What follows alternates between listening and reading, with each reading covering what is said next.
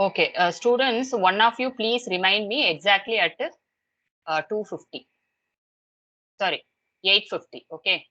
Abhinav, are you there? No, Abhinav. Abhinav, please remind me exactly at 8:50. Okay. Okay. Um, okay, we are in scheduling algorithm. Today we are going to see about scheduling algorithm. What scheduling? Process scheduling. Okay. We are seeing about the process management only. Now, whatever topic we are seeing, everything related to process. Okay.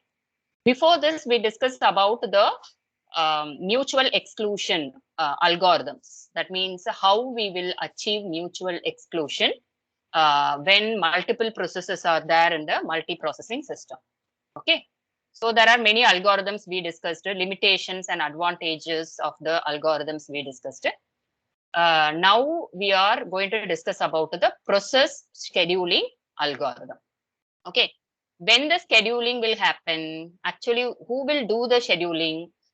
You know that as a part of the operating system, we will have a program segment which is called a scheduler. Okay. So scheduler is a program segment, which is a system program, which will be usually as a part of the operating system. Okay. Then what will be there in the scheduler?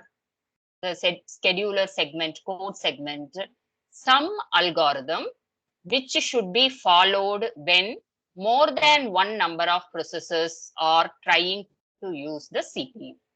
Okay. When more than one number of processes are needed CPU, the scheduler, that is a part of the operating system. Okay. The scheduler will decide by following any of the algorithms which process should use the CPU currently. Okay. So some algorithm will be a part of the scheduler code segment. Okay. Now first we will discuss about the Efcfs algorithm. Okay. So to understand the Efcfs algorithm, I have taken 5 processes. 5 processes as example. The screen is visible. Students, it is readable. Yes, ma'am. Yes. Okay. So process ID, just to identify the process, we are identifying the process using process ID. Okay. Assume that 0 is the first process ID, 1 is another process ID, 2, 3, 4 are other process IDs. Okay. So how many number of processes? 1, 2, 3, 4, 5 processes we have taken. Okay. Which algorithm we are going to see? First come, first served. First come, first served algorithm. What algorithm it is? It is a scheduling, process scheduling algorithm. Who will schedule this algorithm? Who will choose or implement this algorithm? Scheduler. Scheduler is a part of the code segment in the operating system. Okay. There are 5 processes. Okay. And the process arrival time also given, the 0 process arrived in 0th millisecond. All these are the times are what in milliseconds always. Okay. You may wonder what 0th millisecond. That means whenever the system started, one particular process is already available. It is a default process. Okay. So in a 0th millisecond, there was a process. The process ID is 0. Okay. In first millisecond, there was a process. That process ID is 1. In second millisecond, there was a process. The process ID is 2. Okay, like that. These are arrival time of every process. In which millisecond the process has arrived. Okay. Arrived in the multi-processing system. Arrived in the multi-processing system. Okay. Now we know that we already discussed about the process states. Okay. Now all these processes are currently in which state? Currently these are in ready state. Okay. You know that from the ready state only the scheduler will directly pick up any one of the process. Okay. So from the ready state directly the process will go to execute state, running state. Running state that you know. Okay. Okay. So these are the processes which are in a ready state now. Okay. Now from the ready state, you know that operating system only will choose any one of the process to put it in a CPU after the CPU gets free. Okay. Now by following which algorithm that will be done? By following FCFS. This is one of the algorithms. Okay. So these are the arrival time. CPU burst time. CPU burst time is nothing but this is called a CPU burst time. Third column is CPU burst time. CPU burst time is nothing but how many milliseconds this process wants to use the CPU. How many milliseconds the particular process wants to use the CPU. That is called a CPU burst time. Okay. So process 0 wants to use the CPU 2 milliseconds. Process 1 wants to use the CPU 6 milliseconds for execution. Process 2 wants to use the CPU 4 milliseconds and so on. Okay. This is a process ID. This is the arrival time of each and every process.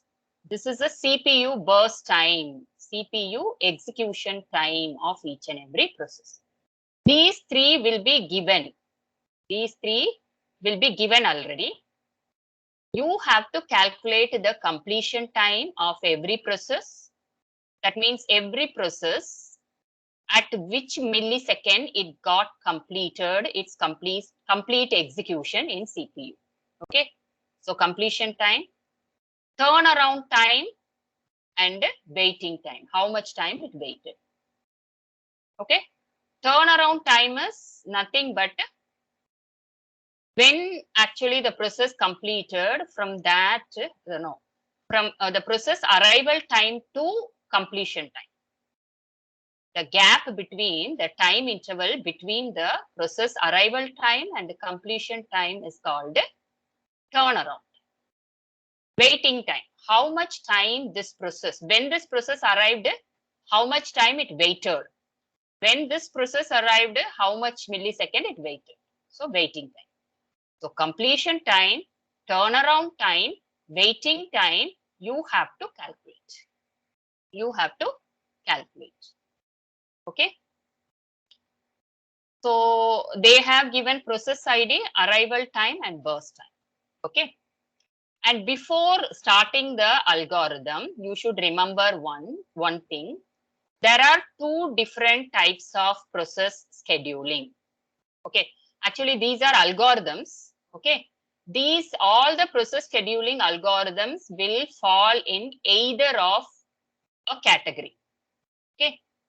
So some of the algorithms will be preemptive algorithm. Some algorithms are non-preemptive algorithms. Some algorithms or some process scheduling algorithms are preemptive algorithms. Preemptive,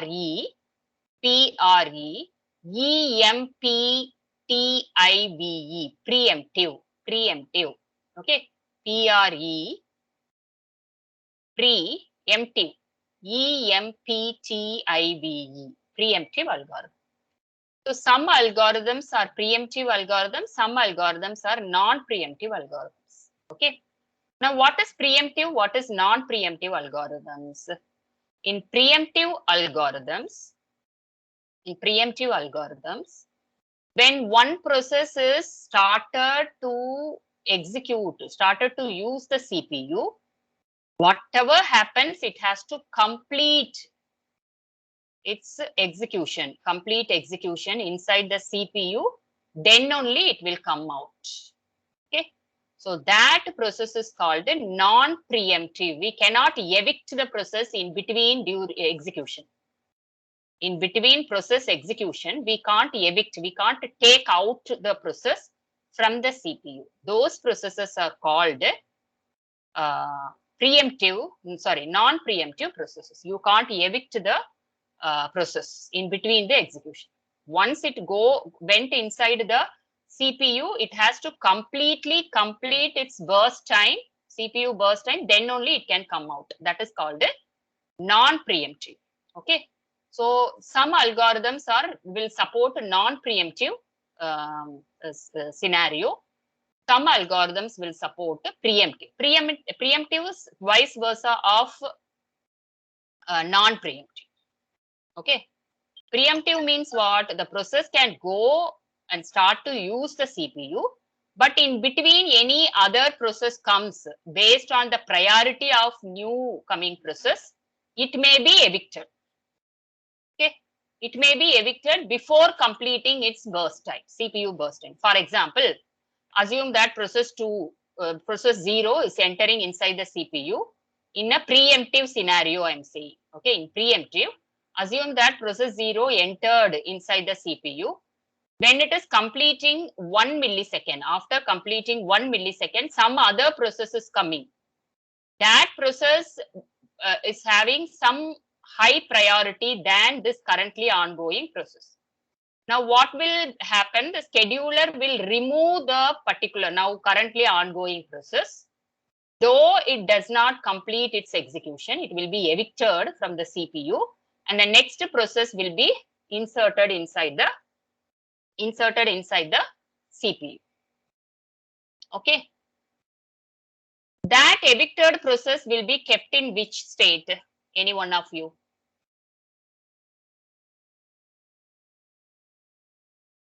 I said, for example, first one process is going inside the CPU. Okay. When it is on execution, new process comes. The new process has higher priority than currently ongoing process. So the ongoing process will be evicted. That means it should be taken off from the CPU and it should kept somewhere, no, in some of the state. Okay, what state it will be kept? Any one of you? Yes, students. Immediate response required.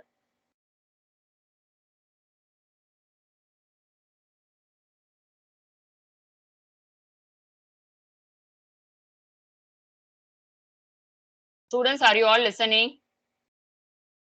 Did you understand my question or should I repeat? Should I repeat? Can you repeat? Okay. You just completely ignore this. We did not go inside the algorithm till now. Okay. Assume that there are two processes. Process 1. Okay. Process 1 came to ready state. Okay. It was picked up by the scheduler to use the CPU. Okay. So from the ready state, that particular process went to running state. From ready state, it went to running state. That means currently that process 1 is using CPU. Okay. Assume its CPU burst time is 2 millisecond. Okay. When it is completing 1 millisecond inside the CPU, when it is completing 1 millisecond inside the CPU, there was another process which is called process 2. Okay. That has higher priority than the process 1. Okay. What our scheduler will do, scheduler will remove the process 1 from the CPU, though it did not complete its execution, because 1 millisecond it completed, 1 more millisecond it has to use the CPU. Okay. But because of new process, the higher priority process came, scheduler will remove the process 1 and keep it somewhere, put it in some state. Okay. And the process 2 will go to process 2, which was selected newly. That process will go from ready state to running state. That means currently process 2 is using the CPU. Okay. What about process 1? Now currently process 1 will be in which state? That is my question. The scheduler evicted the process 1, no? After evicting, where it kept? In which state it will keep?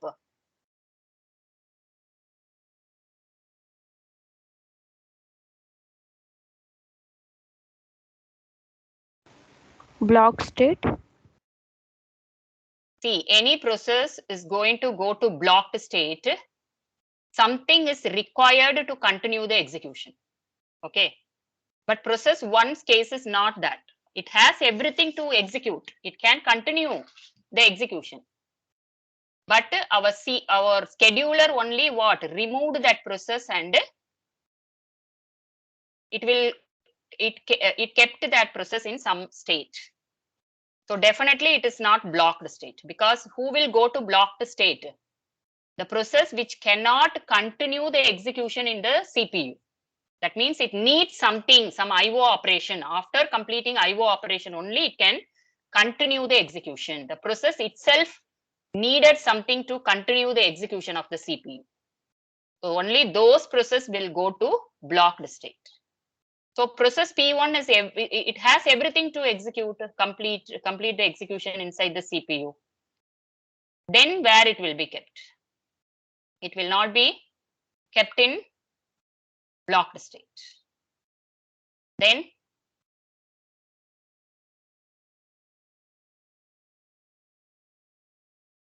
in which state it will go? It will go to which state? What are the states are there?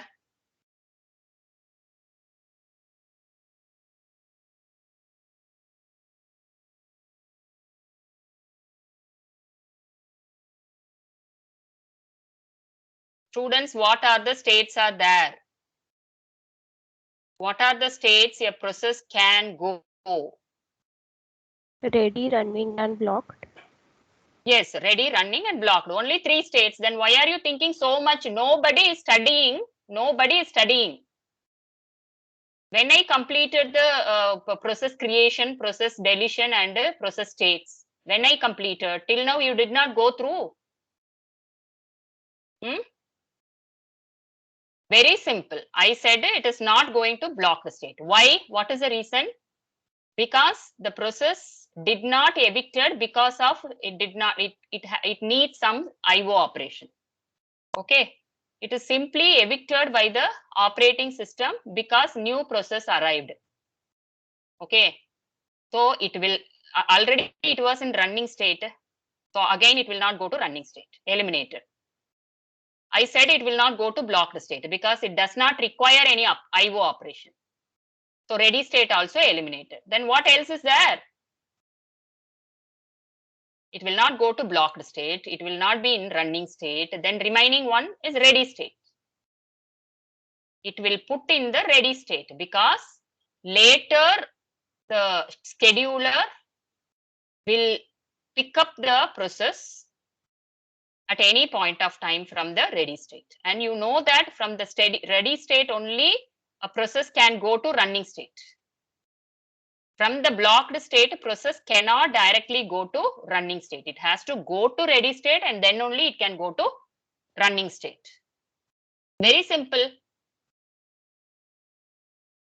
Students, I remind you already again, Monday, you will be having operating system lecture offline lecture.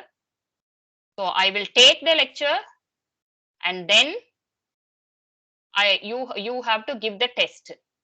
Okay. Physical test you have to give. Okay. Only the mutual exclusion algorithms, nothing else.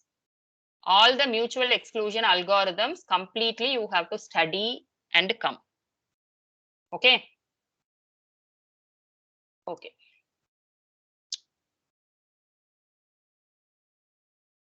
Okay. So there are 2 different types of processes. That means the scheduling algorithms will fall in any one of the 2 category. One is preemptive algorithm, another one non-preemptive algorithm. Okay. Non-preemptive algorithm, I repeat, all of you please listen carefully. Non-preemptive algorithm means once the process went inside the CPU, it cannot be evicted until it completes its execution. Okay, cannot be evicted in between the execution. That is called a non-preemptive algorithm. Okay. Some algorithms support preemptive. That means during the execution, in the mid of the execution, a process can be evicted from the CPU. Okay. Some algorithms support this. Those algorithms are called preemptive algorithms. Those algorithms are called preemptive algorithms. Now clear? What is preemptive, non-preemptive algorithm? Simply preemptive means you cannot evict the process in between. Okay, in between the execution. Preemptive, you can evict. Preemptive, you can evict the process in between the execution. Okay, that is preemptive algorithm. Now this Efcfs is a non-preemptive algorithm. Efcfs is a non-preemptive algorithm. Note down. Okay.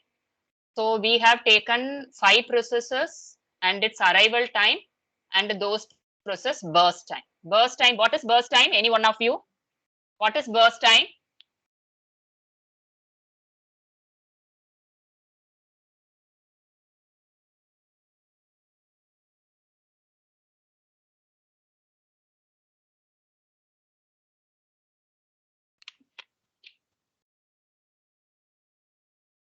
Ma'am, it is the time or a millisecond that a particular process needs to use the CPU.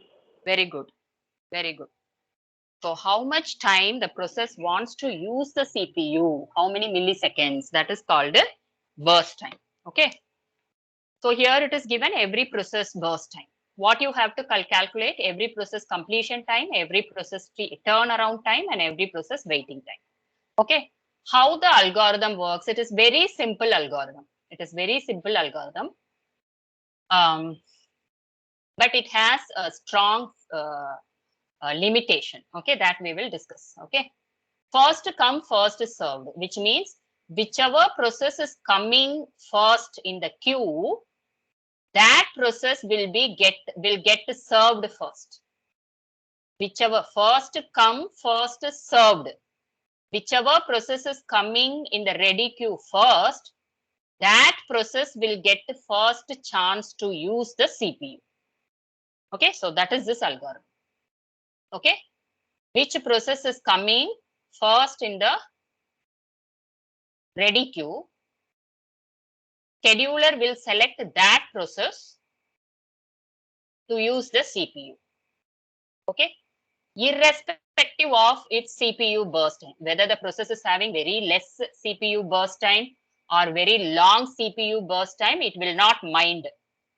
Okay, it will not see the CPU burst time, it will just see the arrival time of the process. Arrival time of the process. Which process arrived first, that process will get a chance first to use the CPU.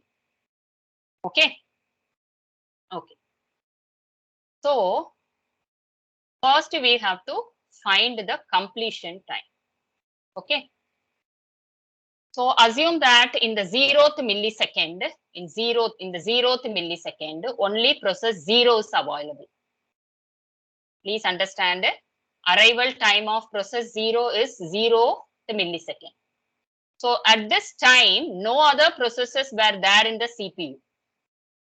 Okay, because process 1 arrived 1 millisecond later than the process 0. Okay, so these are the arrival time. So process 0 arrived 0th millisecond, process 1 arrived 1st millisecond, process 2 arrived 2nd millisecond, like that it is. Okay.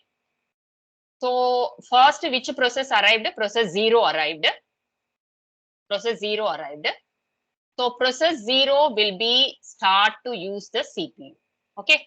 Look at this diagram. This diagram is called a Gantt chart. It is called a Gantt chart. G-H-A-N-T-T. G-H-A-N-T-T. Gantt chart. Okay. So first process arrived in the 0th millisecond. Process P0. Here they have given 0. We are assuming it is P0. Okay. So process P0, when it started execution, 0th millisecond. Okay. What is this algorithm? Once the process started to use the CPU, it will not be evicted because this is non-preemptive algorithm. Okay. So process P0 entered inside the CPU. What's its CPU burst time? 2 millisecond its CPU burst time. Okay. So it will complete its 2 millisecond and then it will come out of the CPU. Why the P0 got executed first? Because P0 only arrived first in the ready queue. So that process only will get a chance to use the CPU. Okay. But it completed its complete 2 millisecond burst time. How? Because the algorithm is non-preemptive algorithm. The algorithm is non-preemptive algorithm. So once it's entered, it will complete its complete 2 millisecond. So 0, it started, 0th millisecond it started. Its CPU burst time is 2 milliseconds. So it will complete its task execution in 2 milliseconds. Okay, 2 milliseconds it will complete its task. Okay. When 2 milliseconds completed, which are the processes will be there when 2 milliseconds completed? Process P0, process P1, process P2, the 3 processes will be already there in the ready queue.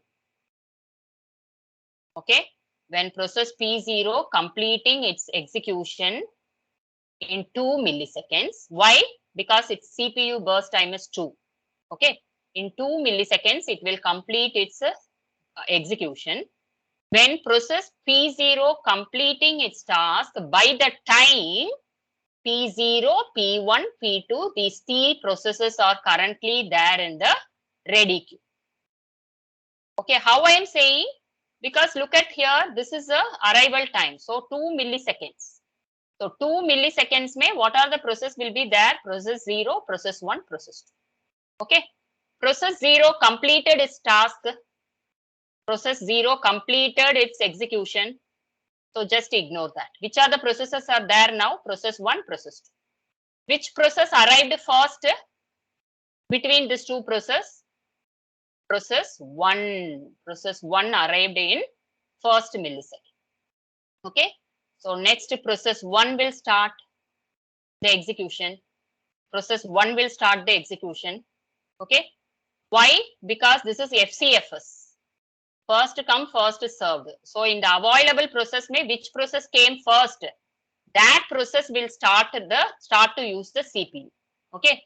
Process 1, process 0 completed. Okay. Process 1 will start its execution in second millisecond. Okay, because P0 completed that time only. Okay. P1 starts in a second millisecond. Okay. And then what is the CPU burst time of process P1? CPU burst time 6 milliseconds. 6 millisecond is process P1's CPU burst time. Okay.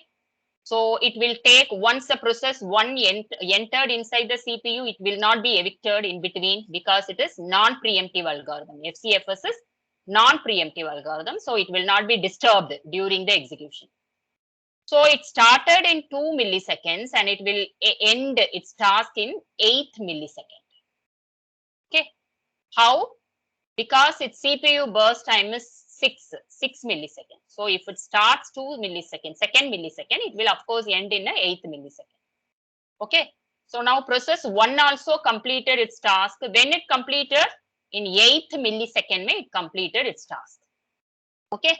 Look at the arrival time. All the process arrived in the 4th millisecond at most. When you look at the 4th millisecond, the queue, ready queue, all the process would be there. Okay. So here though it is saying 8th millisecond. So of course in 8 millisecond process P1 completing its task, all other processes would have arrived. Okay. In that process 0, process 1 completed its task. Okay. So we just ignore this process 1, process 0 and process 1. Now which are the processes are there? Process 2, process 3, process 4. Okay. Among these 3 processes which arrived first, look at the arrival time. Process 2 arrived in 2nd millisecond, 3 millisecond, 4th is 4th millisecond. Okay. So we have to now take process P2. Process P2 is starting its task in 8th millisecond. Okay. And what is the CPU burst time of process P2? CPU burst time 4 millisecond. Okay, process 2 is starting the execution. Its CPU burst time is 4 millisecond. When it started its execution in 8th millisecond, it started its execution. When it will end its execution, 8 plus 4, 12, because 4 is a CPU burst time. In 12th millisecond, process P2 will complete its execution. Isn't it? Okay. Now, process P2 also did not get disturbed during the execution because algorithm is what? FCFS, which is non-preemptive algorithm. Okay, very simple algorithm. And then, which are the processes are remaining? Process 3 and process 4. Which process arrived first in between these two? Process 3 arrived first. What's the CPU burst time? 9 millisecond CPU burst time. When it starts its execution, 12th millisecond, it will start its execution. 12 plus 9 in 21st millisecond, it will complete its execution. This will also not evicted because it is a non-preemptive algorithm. Okay. So in a 21st millisecond, process P3 would have completed its execution. Okay. Now remaining only one process, which is process P4. P4 will get chance to use the CPU. When it will start at 21st millisecond, it will start. When it will complete, look at its CPU burst time, 12 milliseconds. So 21 plus 12, 33 millisecond mein process P4 will complete its task. Okay. So now see the sequence P0, P1, P2, P3, P4. Look at the arrival time 0, P0, first millisecond in the sequence of arrival time. P0 arrived first and then P1 and then P2 and then P3, P4. Here also execution. The process got chance to use the CPU in the same sequence, how it arrived. P0 arrived first and then P1 and then P2 and then P3 and then P4. Okay. So this is the FCFS algorithm. Now we have to find out from this diagram itself, we can find out the completion time. Okay. What is the completion time? This you have to calculate. This will be empty. Remember. Okay. What is the process P0's completion time? Look at the diagram. P0 when it completed 2 milliseconds. Okay. So 2 you will put. Process 1 when it's completed its execution. Process 1 completed its execution in 8 milliseconds. So 8 is the completion time of process P1. Process P2 completed 12 milliseconds and process P3 completed in 21st millisecond. Process P4 completed in 33 milliseconds. After this is the last one. Okay. So all the execution happens within the 33 milliseconds. So 33 millisecond mein the process P4 completed its task. So completion time is over. By seeing the Gantt chart, you can easily say the completion time. And then turnaround time. Look at here. Turnaround time is nothing but completion time minus arrival time. Completion time minus arrival time. Okay. So 2 minus 0, 2 for process P0. 8 minus 1, 7 is turnaround time for process P1. Okay. 12 minus 2, 10 is turnaround time of process P2. And then 21 minus 3, which is 18, is the turnaround time of process P3. And then 33 minus 4, which is 29, is the turnaround time of process 4. Turnaround time is over. Turnaround time is nothing but what? Completion time minus arrival time. Completion time minus arrival time. Okay. So this is completion time and this is arrival time. From the completion time, you have to subtract the arrival time. You will get the turnaround time. Okay. Next, waiting time. Next, what? Waiting time. Waiting time will say how much time a process waited to use the CPU. Okay, from the arrival time to get into the CPU. Okay, so that is waiting time. How much time it waited to get to the CPU. Okay, so waiting time is nothing but a turnaround time minus burst time. turnaround time you calculated, turnaround time minus burst time. This is turnaround time, this is burst time. Okay. So 2 minus 2, 0. That means process P0 did not wait only. Of course, it did not wait, no. Arrived at 0th millisecond and it started to use the CPU in 0th millisecond. So it did not wait. So 0 millisecond is a waiting time. That means the process P0 did not wait at all. Okay. When it arrived, as soon as it arrived, it got a chance to use the CPU. Okay. Then process P1, 7 minus 6, 7 turnaround time minus CPU burst time. 1 millisecond it waited. Process P1 waited 1 millisecond. Of course, when the process P1 arrived in 1 millisecond, but it got chance to use the CPU in 2 milliseconds. So 1 millisecond it waited, isn't it? So waiting time is 1 millisecond. Like that, process P2's waiting time is 10 minus 4, which is 6. Process 3, 18 minus 9, which is 9. Process P4, 29 minus 12, which is 17. Okay. Now, at last, you have to calculate actually which algorithm is the best algorithm. The algorithm which, the scheduling algorithm which provides a minimum average waiting time. Average waiting time is very important. Minimum average waiting time, if the algorithm provides, that algorithm is the best algorithm. Okay. Of course, that waiting time will vary depending on the CPU burst time of the processes. That also there. Okay. Okay. Now assume that here CPU burst time, you see, very minimum burst time first. Okay, maximum burst time last. But ulta, if it would have arrived, for example, first process P0, its waiting time is 12 milliseconds. What will happen? It is a very lengthy CPU execution. The other processes waiting time will be increased considerably. Okay. So depending on that also, the FCFS will be, the average waiting time of FCFS will be affected. Okay. So how will you calculate the average waiting time? You have to add all this and you have to divide by number of processes. How many number of processes? 5. Okay. So if you add this, you will get 33. 33 divided by 5. The 5 is what? Number of processes. Okay. 33 is sum of waiting time. Sum of waiting time of all the 5 processes. Okay. You are getting 6.6 millisecond is the average waiting time. Okay, in FCFS. Okay, so this is one algorithm. Students, are you all listening?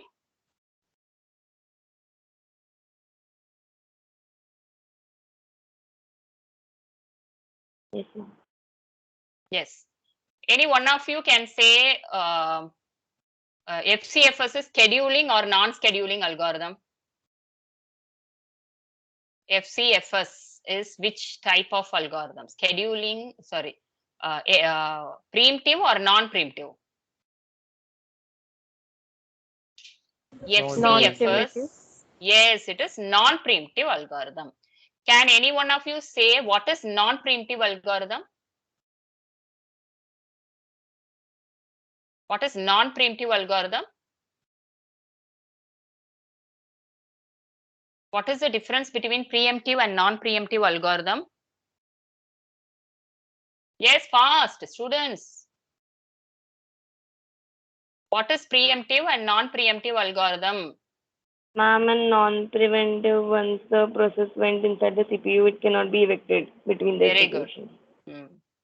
So preemptive means it is preemptable. Okay, you can evict. It is evictable. Okay, during the execution, you in between the scheduler can take off the process before completing its execution. Before completing its execution. Okay. Okay. Next, we will move to this diagram shows the convoy effect of the FCFS. FCFS has a strong disadvantage, which is called convoy effect, or we can say that as a starvation also. Starvation. Starvation means what? Food starvation means what? They did not get food for longer period of time. That is called a starvation. So now here starvation means a process did not get a CPU to use longer period of time. That is called starvation. Okay. That can also be said as convoy effect in FCFS. Okay. Look at this example. See, just I have given only Gantt chart.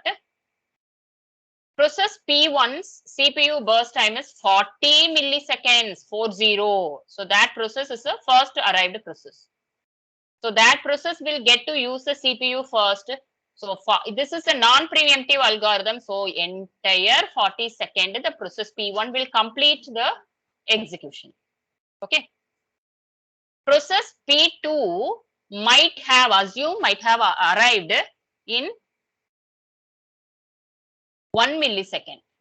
Okay, that means process P1 arrived in 0th millisecond. Process P2 arrived just 1 millisecond later. Immediately that also arrived. Okay, and moreover, process P2 CPU burst time you see 43 minus 43 milliseconds only. But process P2 arrived in 1 millisecond. It waited till 40 milliseconds to just use the CPU for 3 milliseconds. Just to use the CPU for 3 milliseconds. How much time P2 waited? How much time P2 waited? P2 waited nearly 40 milliseconds. Okay. That's 850. Sorry? Yes. Thank you. So this is called starvation. Who starved? Process P2 starved to use the CPU for longer period of time because the algorithm is designed like that. Okay. So this is the drawback of the FCFS. Okay. Okay, I finish here. Tomorrow we will see other algorithm. Tomorrow, that's what. Tomorrow, actually, 2 lectures of mine and practical, everything I have, but tomorrow's a holiday. What to do? Students, Saturday, as per timetable, operating system is not there, but 3:30 exactly, I will start to take the operating system. Okay. I will take the lecture and then I may continue with the practical also. Okay, for the one of the batches who did not do. That I did not decide because the practical though Monday you are coming to college, I may conduct Monday also, Monday or Tuesday, any days. Okay. So whatever it is, I will inform you, but Saturday 3:30 to 6, you will have the operating system. Okay. Okay. And one last, again I'm reminding you because some of the students joined later. All of you keen your ears. You have to listen. Monday, you will be having operating system offline lectures. Okay. After the operating system lecture, you will be giving a small test in mutual exclusion algorithms. You have to study and come. Remember. Okay. All should attend the exam. All should. See, students, I think most of you vaccinated, no? Completed your 2 vaccines, correct? Completely vaccinated, right? Anybody not vaccinated?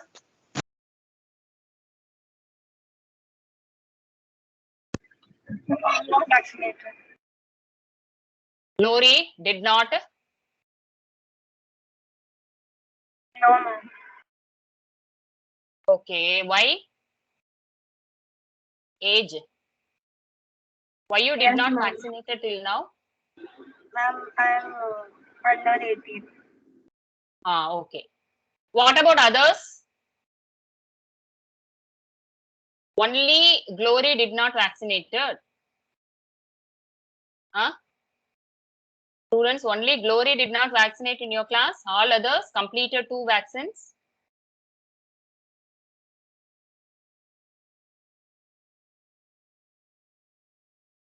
Yes or no?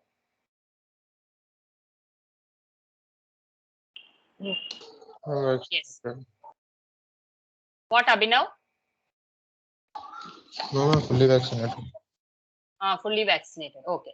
So I can say to ma'am, no, then today how many students? 33. See how many students are attending the lecture. See the strength. What is your total strength and how much percentage of students are attending the lecture? Okay, now the offline lecture started, no, I will see how many of you will be absent. I will not allow you to give the exam. You're not attending the lectures. If you are not vaccinated, I just confirm with 1 vaccination you completed. Glory? No, ma'am. No. Okay, you are under it. Okay. So I will tell to Sudha ma'am, maximum of you completed the vaccination. Okay. And those who did not vaccinate, I will just ask whether they will give the permission to attend the offline lectures or not. That will be informed. Okay. Okay. So Monday, Saturday offline lectures. Monday we will meet. Okay. Thank you, students. You all can leave.